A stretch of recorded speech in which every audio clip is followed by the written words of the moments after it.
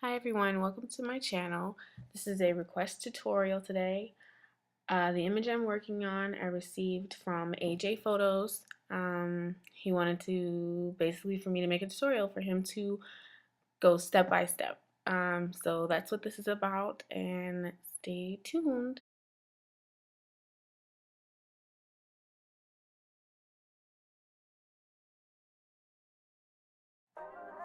So when I'm getting started, you see me here selecting the clone brush.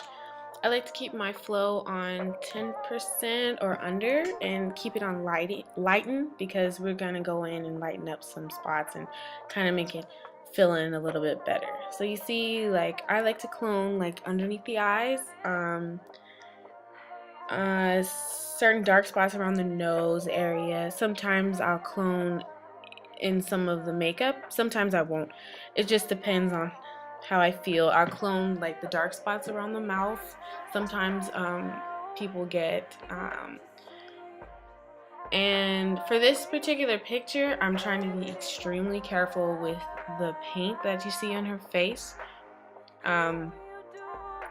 You make sure that you stay away from too dark areas or shadowy areas because you'll get like a weird color. You don't want to do that. You basically just be careful with your cloning. Like, don't be irresponsible with your cloning. But as you see, I'm getting rid of some of those dark areas that you just don't need. You can get rid of blemishes with your clone stamp. I just like to go in first and make that preliminary sweep through. By means, I'm no expert, so me and the clone stamp don't always get along. In this particular picture, as you see, I am slightly cloning the blue area on her face because we do have, like, I can see two colors from here. Two colors at least in this blue. So it looks like this was like face paint that looks like it was drying a little bit. I mean, no problem. Just go in and try to get a good blue color and clone it out. What you want to do, you want to make sure you zoom in and out to see how it looks, because sometimes when it's up close it looks really, really good, and then you zoom out and it's just not how you thought. You also want to make sure especially beauty shots, you want to check that neck area. You want to clone out those hard lines that people have in their neck when it bends, those bending lines. Get rid of some of those. If you don't want to, it's a preference. I get rid of them. I don't feel the need that you need them. It's almost distracting a little bit, but it's not bothersome if it doesn't bother you. But like I said, you want to make sure you zoom in and toggle on and off your layer to see what you're doing. And now you see that I've selected the eraser tool. My eraser tool has been already set. I set my eraser tool on a low opacity. I want to match the opacity of what I just did. So just in case I need to go back, like to restore those eyelashes, or if I've hit some hair, or if I got a spot that is just a little bit too cloned. So now you see I've duplicated my layer, Shift Alt Command N and Shift Alt Command E on a Mac, and renamed that layer Paint and Blend. And you select your paintbrush and you put it on normal and your flow set at 10%. You want to get your soft brush, do not use a hard brush, and you want to go back in and paint. I don't like using the word paint because people get upset, but it is technically your painting. What I like to call it is going in and blending. If you're a female, you know blending is the key to good makeup. Your makeup not blended, you see every single color you will put on your face. So here I'm using paint as more of a blend. You're going to want to blend those colors that are maybe just popping out just a little too much. Like, she has blush on and I can definitely see where the blush was applied. You want to make a medium, like a sweep, to make sure that your blush or whatever makeup she has on, or even her skin, matches and has a good flow to it.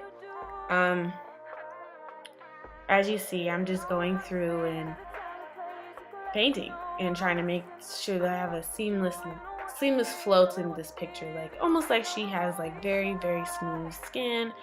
And of course, when you're painting, you have to be very careful with some of the harsh lines. You want to make sure that you're not painting out too much detail.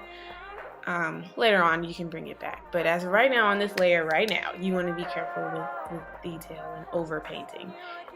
You are in a flow of 10%, so you have a little bit more control, so it's always good. You want to avoid the eyes, of course, your eyes, eyebrows, where your nose creases are, and as you can see on her face, your lips, of course your teeth, and this paint, this blue paint she has on her, and the stripes. You can paint over the stripes, but be sure you go back and erase that detail back in. And also watch when you're on her forehead, around the hair. Around the hair, you don't want to make it look like you are literally painting on her and blurring her completely out. That's not the move, that's not the point of this paint. The paint is just to lay the groundwork for when you do go into blur the skin. I am a stickler for nose bridges because I don't have a really good one. What I like to do is to select a good color that she already has on her face and use that to bring back her bridge and bring back that line to make an illusion that she has a bridge. As you can see, that's what I'm doing here, and I'm being very careful to make it realistic and not overzealous and over the top. But you see how that bridge comes out, and you have to zoom out and see how it looks, because sometimes, again, if you're up close, it's not gonna be how you think. And from trial and error, I've noticed, yeah, it's not gonna be that way. So you want to make sure you hit every area on her skin. Now, just because there's paint on her face doesn't mean you have to shy away from those areas. Just be real careful in between and make sure that you're getting the look that you're after. So far, I like it. This is a very good image, let me say that. I do like this image. It's very creative and I like it. So, kudos to you, AJ Photos. You're awesome. But as you see, I'm still going through, I'm still painting. It's just a process, honestly. So, you know, just make sure you get those skin areas that match. Another thing, don't match skin areas that don't match together. Don't try to blend the skin colors that don't go together. It's not going to look right. It's going to look painted, and then you're not going to like it. Nobody else is either. I made those mistakes over the time because painting it's just something it's a learning experience. So I'm being really careful to try my best not to touch this blue paint, but like I said, there's always you can always go backwards, and pretty much all of these you can always go backwards, and you want to choose your colors from the areas you're actually going to paint. When you choose your colors, you use the Alt button, of course. I'm sorry if I didn't mention that before. You do use the Alt button and a toggle. And you click on it, and then you get all your colors. Some people I've heard have been getting just numbers for colors instead of the actual color wheel that I just had. It may be just different operating systems. I'm not sure about that. And you want to go back and erase in those shadowy areas and around the fingers so they don't get lost in translation with this paint. So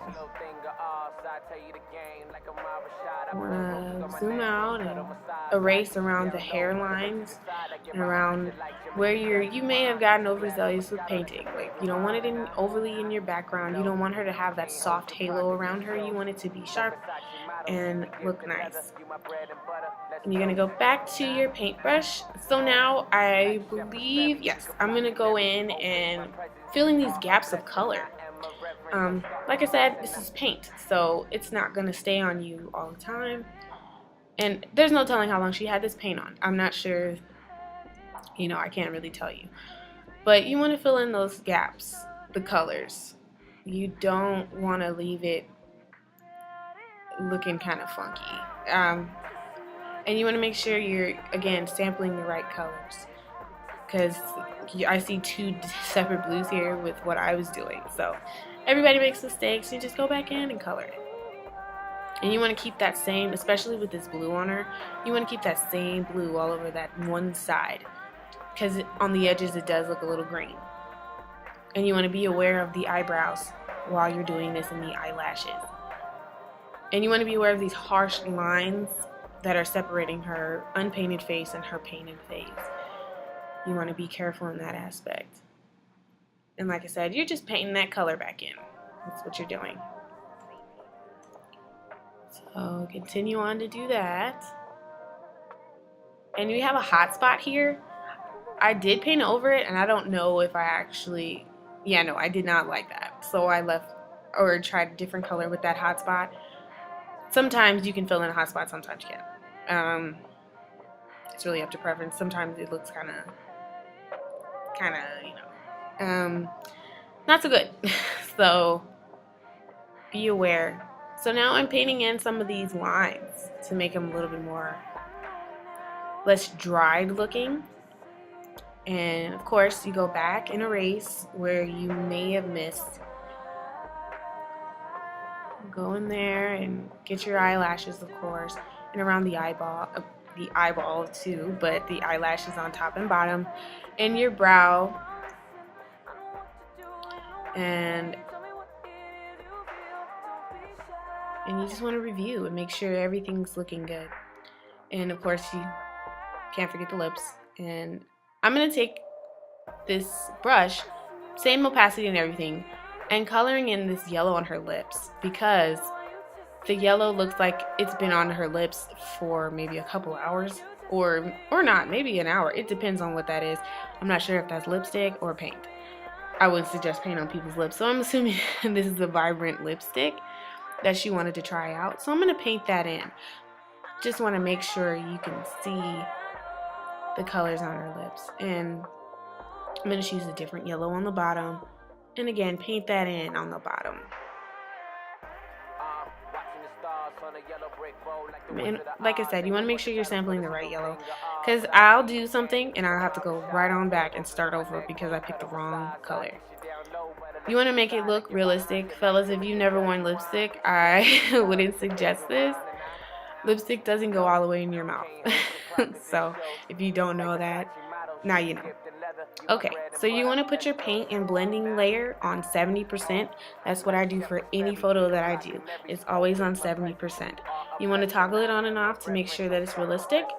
And then you want to select both and put them in a group called cleanup. And so just keep those out of the way. And what you want to do next, you should be duplicating your layer, 2 layers. Duplicate 2 layers. Layer 1 should be named Blur, and layer 2 should be named HP or High Pass. And what you want to do is make sure your High Pass layer is off and go to Filter, Blur, and Gaussian Blur.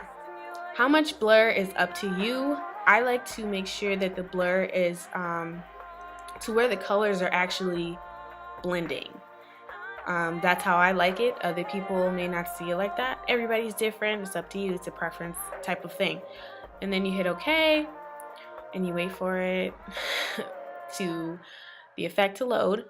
And then you hit the Alt button and click that little where my mouse is, and you'll get a black layer. And you want to go back to your brush and leave it on the same opacity. Do not turn up the opacity. And then use white and go in and pretty much paint in that blur. Because it's on a 10% opacity, the more you paint, the more it shows up. So if you're in an area like where I am with the nose here, you don't need a lot of blur. You really don't. Like now here under the eyes and where this really, the blush is obvious right here, you're gonna need a little bit more blur. And you want to make sure you stay in the lines and don't run out of off her face, because you're gonna get again that halo.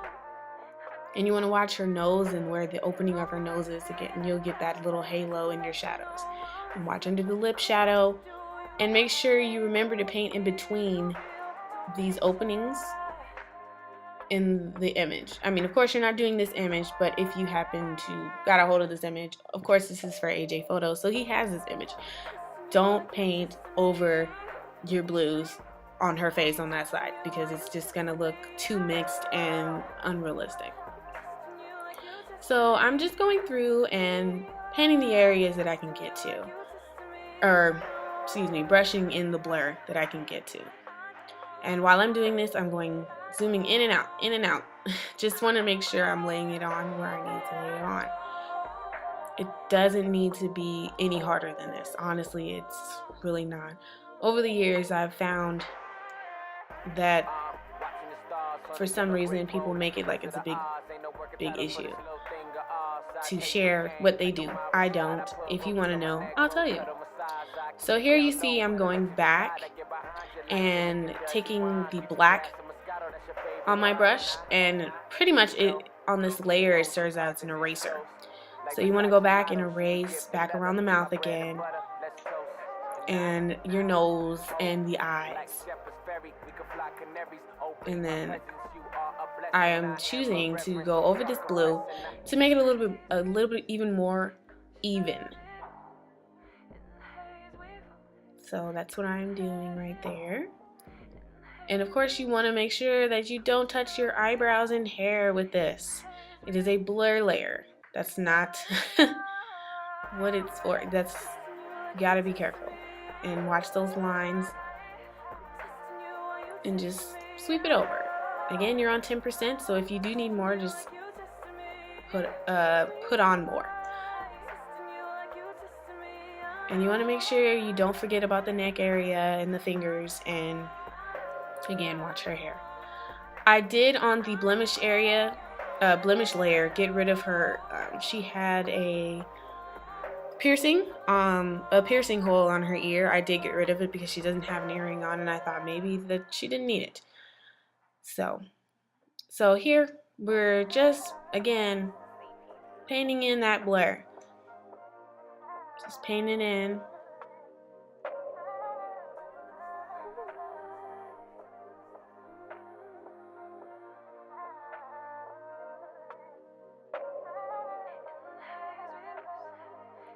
In the back of the neck. And don't worry about if you did paint over this paint blue. Again, you can just select your black and go back and erase basically this white blur. Make sure you get those fingers. Try your best to stay in the lines with the fingers. I'm so bad at fingers. Like fingers and hair is probably the things that I'm still learning. Everybody learns. It's obvious. So again, be careful with the painting on that blur and where your lines and staying in the lines. And watch for dark shadows because they're gonna have like a weird blur on them if you're gonna hit them with this blur. Okay, and you want to toggle it on and off and see where it's at and make sure it's where you need it at and where you need to erase if you need to.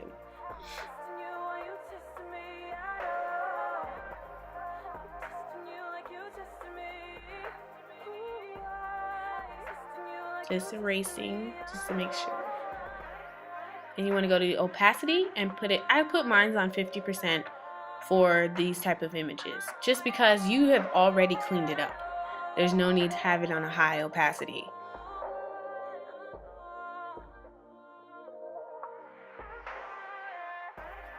And then you want to select your high pass layer and go to filter. Oh, I'm sorry. Go to desaturate it first and go to filter. I believe it's other and high pass. To desaturate, you just hit Shift Command U on a Mac.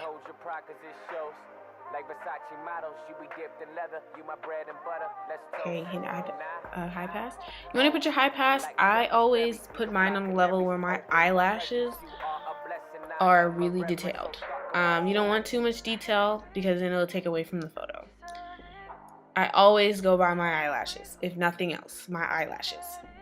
And press OK.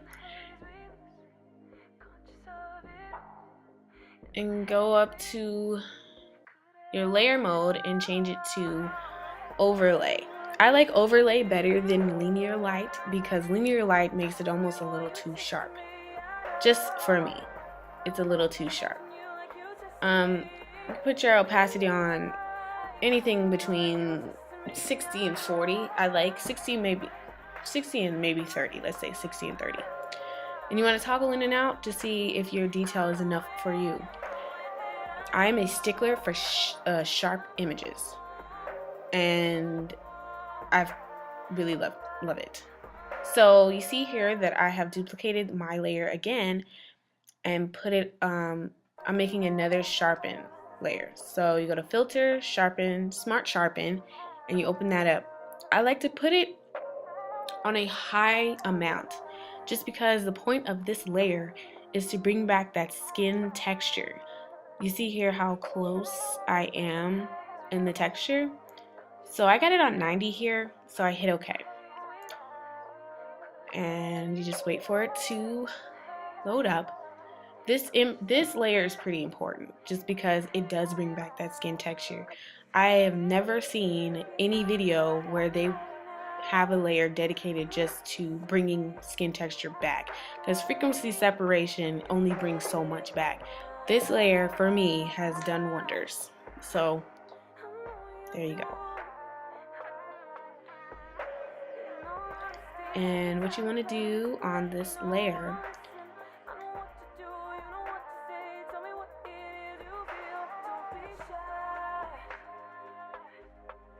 is hit the Alt button, and again you're gonna make a black masking layer. You're gonna go back to the paintbrush on the same opacity, and you're gonna paint basically that layer back in. So you're painting detail back in her skin or his skin, whoever's skin. You're painting that detail back on it that it had when you started. So as you can see, it's becoming really sharp, but not sharp to where it's just sharp skin. You're seeing detail. You're getting that skin detail that everyone talks about and never shares with you how. I was playing in Photoshop, which is how I got across this method of mine. I'm sure it's not an original, but it's something I had never seen a video on adding a smart sharpen layer on top of your already frequency separated layers. So as you can see, I'm going through and painting back in and making things sharp like I like it. You want to get her lashes, but you also want to be careful because this is a high amount layer. So you want to get her lashes, you want to get her eyebrows, you want to get her nose, and all the skin under this blue. You want to get her lips, her teeth. And because she has colored eyes, you can go in and actually do and sharpen her eyes around in the iris, so you can make some of those details pop. You can do her hair, but it was already pretty sharp with the high pass layer. So you want to make sure you don't neglect any area of the skin, because you can pretty much bring back any texture on any other skin. So you paint it in on the neck too. And the fingers. You want to be careful with the background, not to hit it so much. And you toggle it on and off. And you make a group and you put it in, I name mine skin. Everybody does it. It doesn't matter. Whatever you want to name it, so you know what it is in that group. And you toggle it on and off to see the difference that you made. So next you want to go to adjustment layer and a curves layer. And you're going to turn your curves all the way up on the bright side and fill it with black. You can go to the paint, and on the same opacity, you're going to paint in that layer. So it is technically your highlights layer, I guess you want to say. Your dodge layer, excuse me. Your dodge layer. So you're basically painting in your dodge layer. Your brush is on 10%, so you have the freedom to paint what you need, instead of having it on like 100 to where you have to toggle it down a lot. You already have your layer set to the highest you can have it, so you can see what you're painting. I used to have a really big issue with painting and I couldn't see it. So we are dodging right now on our layer. You want to get under the eyes, the nose, on your bridge, under your nose where your lip kind of curls, and your teeth. I'm a big teeth whitening person. I don't know what to have it. And for me, because I like every woman to have luscious lips, I go in and dodge around the shiny, where your lips are supposed to be shiny. And any spot where there's light hitting it that you see, for me. The whites of the eyes is going to be on another layer, so don't touch the eyes. You got her hair, you can highlight, or dodge, because she has blonde hair. You can dodge her hair. And you want to dodge areas of the neck too that are lightened, or that you want to make stand out. And you don't really necessarily have to dodge her fingers, but they already have light on them. And inside her ear, and just on the sides of her. And you want to put your opacity. I normally put mine on about 50%, just so it can blend in. You can go under or over, it's up to preference. And sometimes I have to go back and erase areas that really didn't need that dodge. And then I'm going to make another curves layer, and it's going to be my burn layer. And I'm going to toggle that all the way down and paint it black again. And I'm going to go through and do the exact same thing and paint in that black, or paint in my burn. So you see as I'm going where it's landing. In the hair, darken her roots up some, behind. So on the brows, on that, yeah, the brows. That one brow is just going to be a difficult issue because it is blue. And then you want to go through and do her lashes and her lash lines. And sometimes I'll do the eyeshadow, sometimes I won't. And underneath the eyes, and the other eye here. And you want to get that line that you created when you painted. And it really pops. It almost looks like she has this nose bridge, right? Right. And you want to get that right around the other side of that nose. And then you have the blush here. It looks harsh right now, but you can go back. And I'm going to just throw in a little bit of burn right there on that side to give her like a contour. Even though she has blue on her face, she can still have a contour on that side, right? And give her more of a deep contour, I went back to my dodge layer and put a little couple strokes on it. So again, we're back to burning, and you're just gonna burn those areas that you just want to pop. So of course the lips and the teeth and around that yellow lipstick.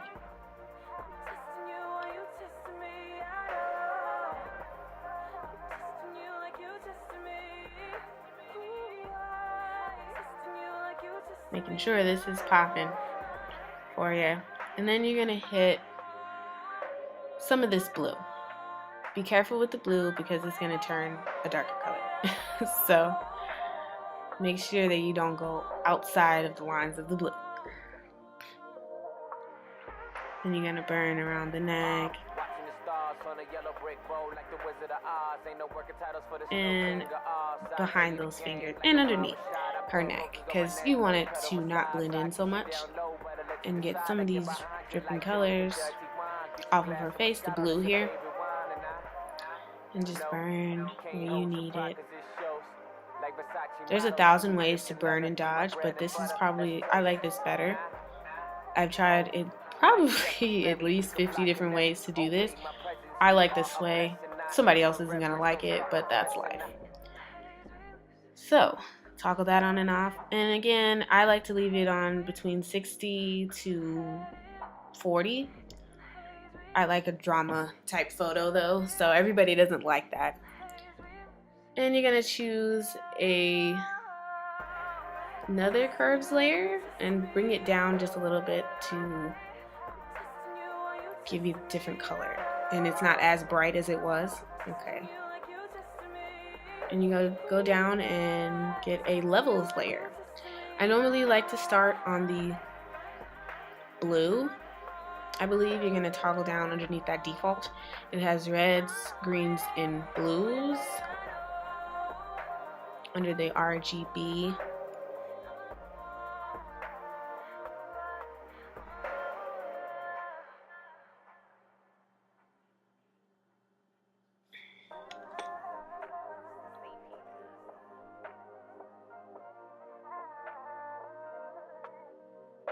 And you go to blue. And I just like to play around, really. I'm not going to lie to you. It's not really a science to this. You play around to see what colors you like and what makes you feel connected to this picture. I personally wanted to bring out more of the blues and the yellows of the image. So that's what I did. I set my settings to bring out the colors in the image because obviously they're there because you want them to pop. So there's that. And I'm going to open another layer called selective color and go to the blacks and toggle with the black. And on this image I wanted it a little bit darker. I believe that's a -15. And I was just playing with color. And again, this is just me picking a color. It doesn't have to be like this. I'm a cooler color type person. I'm not a warm image type person, but I recently started messing with selective color and I love it. Toggle it on and off again. And I just realized I forgot to do her eyes. So I open another curves layer and you want to move it all the way to the middle to where your eyes pop. And again, you're going to paint that black. Get your paint bucket and add a black and fill it in with black. Everybody doesn't have to do this. It's not necessary. So a lot of people don't like to touch eyes. So if you don't want to, that's up to you. But I love eyes, so I always do them, especially colored eyes. It's like the best. So you're gonna go back to your paintbrush, and again, it's on the same opacity. I didn't change my opacity this whole time, so there's no reason for you to be changing it. And you're just gonna paint that color in that you just had. So you see the difference in her eyes. I just feel like it's better. Some people don't like their eyes messed with. I love it. And you want to make sure they match in how you're coloring them. And I normally turn it down to about like 80%, 70%, depending on the eye color. I love it. So.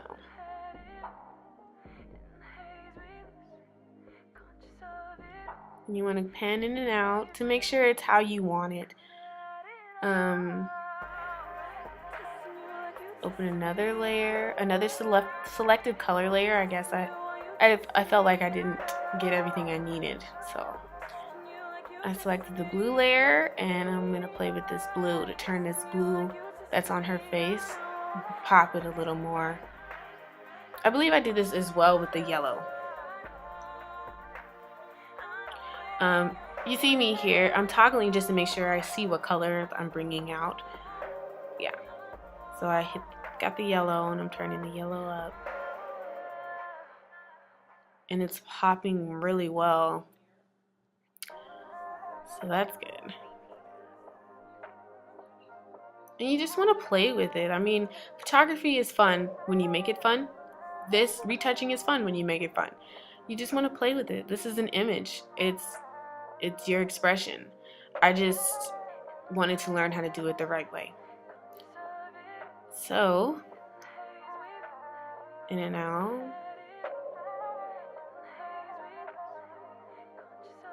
And I love to see the difference. So if you see, I'm toggling this on and off constantly. So what you want to do next is open another selective color layer and do reds. I like to do them on separate layers because I found when I did them on the same layer, I was making a lot of mistakes and I couldn't go backwards. I had to start over on the whole layer.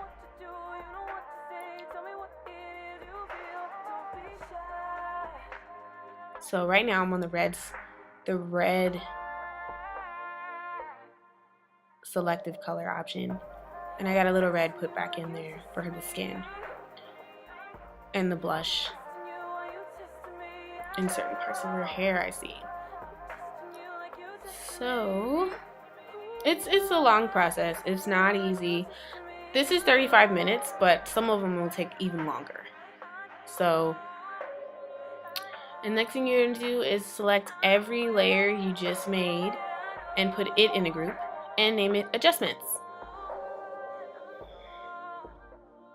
And when it's all said and done, you're going to take all 3 layers and put them in a group together, and I normally name mine final. So I can toggle the whole thing, everything I just did, on and off.